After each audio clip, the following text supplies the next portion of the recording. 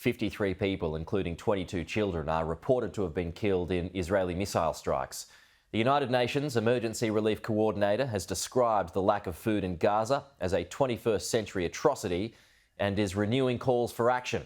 And a warning, this report from Alistair Bunkle contains images that some viewers might find distressing. Two tiny shrouds lie next to the wrapped bodies of their parents in a Gaza morgue.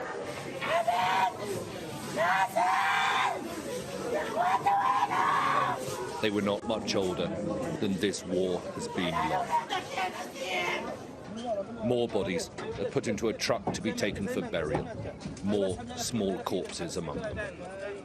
Israel says it was targeting launch sites after 3 rockets were fired into Israel on Tuesday night. Those rockets were successfully intercepted.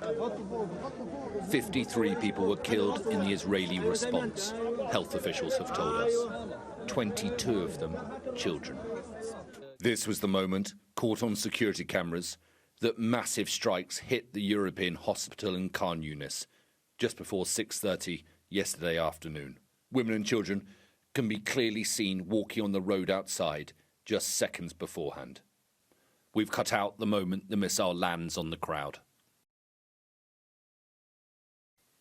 As the dust clears, people run for cover. There were 9 strikes in all.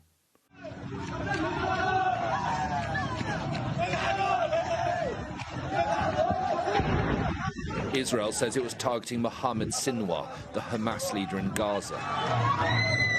They haven't confirmed whether they killed him. Hamas said he wasn't there. The IDF released this video claiming to be the tunnel under the hospital, but our investigation has found that this was actually a school 160 metres away.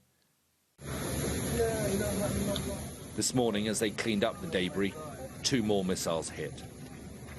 This ward had children on, many suffering from cancer and waiting transfer to be treated in the UAE. The water supply to the intensive care unit is now infected and undrinkable.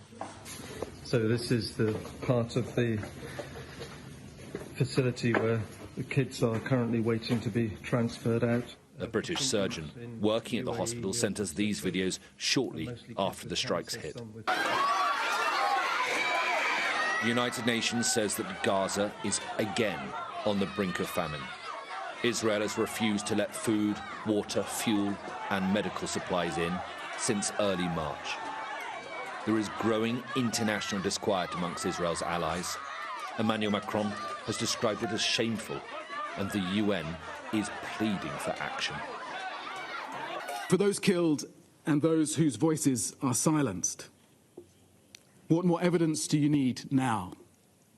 Will you act decisively to prevent genocide and to ensure respect for international humanitarian law?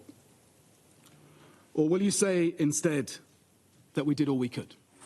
Israel has said that it plans to force all 2 million Gazans into a smaller area in the south and then conquer and occupy Gaza.